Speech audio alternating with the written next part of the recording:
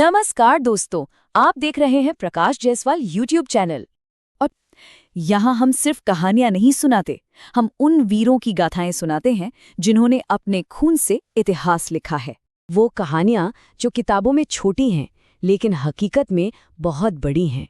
अगर आप भी जानना चाहते हैं भारत के असली हीरोज की सच्ची कहानी, तो इस चैनल को अभी सब्सक्राइब करें। तो चलिए आज एक ऐसी कहानी सुनते हैं जो सिर्फ इतिहास की किताबों का एक चैप्टर नहीं है। ये कहानी है 3 ऐसे नौजवानों की जिनकी एक अमर गाथा है और जिनका एक ही सपना था, भारत की आज़ादी। 23 मार्च 1931। ये सिर्फ कैलेंडर की एक तारीख नहीं है, ये वो दिन है जो हिंदुस्तान के इतिहास में हमेशा के लिए दर्ज हो गया। आइए उस सफर को फिर से जीते हैं जिसका अंत इस तारीख पर हुआ था। ये कहानी है भगत सिंह, सुखदेव थापर और शिवराम राजगुरु की।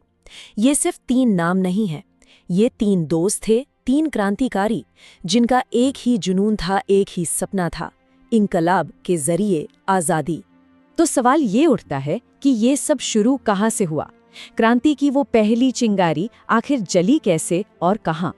चलिए कहानी की बिल्कुल शुरुआत में चलते हैं। कहानी की शुरुआत होती है 28 सितंबर 1907 से, पंजाब का बंगा गांव, जहां एक ऐसे परिवार में भगत सिंह का जन्म हुआ जिनकी रग रग में देशभक्ति दौड़ती थी। कह सकते हैं क्रांति तो उन्हें विरासत में ही मिली थी। लेकिन एक साल ऐसा आया जिसने उनकी पूरी जिंदगी बदल दी। साल था 1919 और जगह थी जलियांवाला बाग। उस हत्याकांड ने पूरे देश की रूह कंपा दी थी। और कहते हैं उस वक्त सिर्फ 12 साल के भगत सिंह ने उसी खून से सनी मिट्टी को हाथ में उठाया और एक खामोश कसम खाई, देश को इंसाफ दिलाने की कसम। पर भगत सिंह इस सफर में अकेले नहीं थे। अब इस कहानी में 2 और किरदारों की एंट्री होती है जिनके मिलने से इस इनकलाब को असली ताकत मिलने वाली थी। एक थे सुखदेव थापर, लाहौर से, जो क्रांति का दिमाग थे, हर प्लान के पीछे की सोच। और दूसरे महाराष्ट्र से शिवराम राजगुरु, एक बेखौफ अचूक निशानेबाज। और सोचिए, जब ये तीनों मिले तो ये सिर्फ 3 दोस्त नहीं रहे, ये एक ऐसी ताकत बन गई जिसने इतिहास का रुख मोड़ दिया। इन तीनों की सोच, इनका जज्बा एक बैनर तले आया, हिंदुस्तान सोशलिस्ट रिपब्लिकन एसोसिएशन यानी HSRA। ये कोई मामूली संगठन नहीं था, इसका मकसद बिल्कुल साफ था, किसी भी हाल में अंग्रेजों को भारत से बाहर का रास्ता दिखाना। अब कहानी एक ऐसे मोड़ पर पहुंचती है जिसने इन क्रांतिकारियों को वो कदम उठाने पर मजबूर कर दिया जिसकी गूंज दूर तक जानी थी। साल था 1928। साइमन कमीशन का विरोध हो रहा था और हमारे एक बहुत बड़े लीडर लाला लाजपत राय शांति से प्रदर्शन कर रहे थे, पर ब्रिटिश हुकूमत ने उन पर बेरहमी से लाठियां बरसाईं। उन्हीं चोटों की वजह से कुछ दिन बाद पंजाब केसरी हम सबको छोड़कर चले गए। लाला जी की मौत सिर्फ एक इंसान की मौत नहीं थी, ये पूरे देश का अपमान था। ये एक ऐसी आग थी जिसका जवाब देना बहुत जरूरी हो गया था। और जवाब दिया गया बहुत जल्द और बहुत जोरदार तरीके से। 17 दिसंबर 1928 लाला जी की मौत का बदला लेने के लिए जिम्मेदार ब्रिटिश पुलिस अफसर JP सैंडर्स को गोलियों से भून दिया गया। इस एक कदम ने ब्रिटिश राज की नींव हिला दी थी। लेकिन एक बात समझनी होगी, इन क्रांतिकारियों का मकसद सिर्फ खून का बदला खून नहीं था। उनका अगला कदम ये बताने वाला था कि उनका असली हथियार गोली नहीं बल्कि एक विचार है। उनका लक्ष्य सिर्फ मारना नहीं था बल्कि सोए हुए देश को जगाना था। तारीख याद रखिएगा, 8 अप्रैल 1929, जगह दिल्ली की सेंट्रल लेजिस्लेटिव असेंबली, जो उस वक्त ब्रिटिश राज का पावर सेंटर हुआ करती थी। और यहीं पर एक ऐसा काम होने वाला था जिसकी गूंज पूरे हिंदुस्तान में सुनाई देने वाली थी। और हाँ, एक बात बिल्कुल साफ कर देते हैं, असेंबली में जो बम फेंके गए वो किसी की जान लेने के लिए नहीं थे।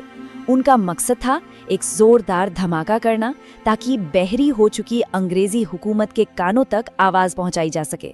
ये एक संदेश था, सोए हुए मुल्क को जगाने की एक कोशिश। बम फेंकने के बाद वो भागे नहीं, बिल्कुल नहीं।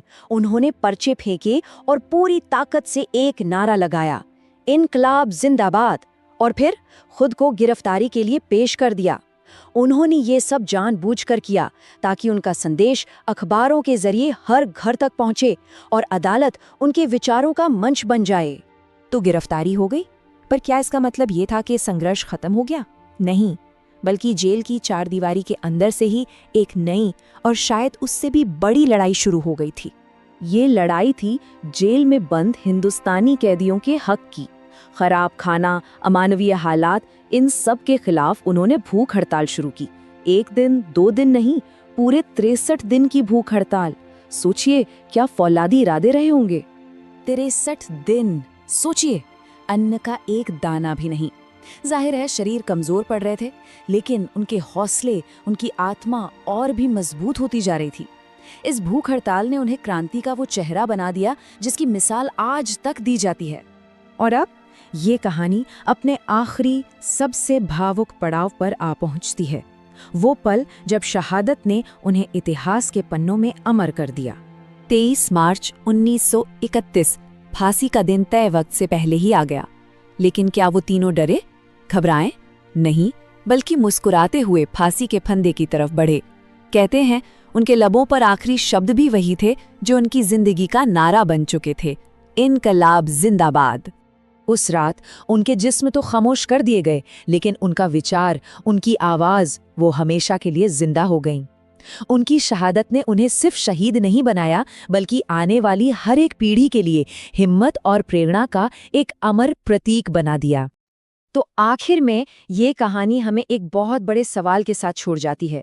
भगत सिंह, सुखदेव और राजगुरु ने जिस आज़ाद हिंदुस्तान का सपना देखा था, क्या हम वाकई उनके सपनों का भारत बना पाए हैं? ये सवाल हम सबको खुद से पूछना होगा।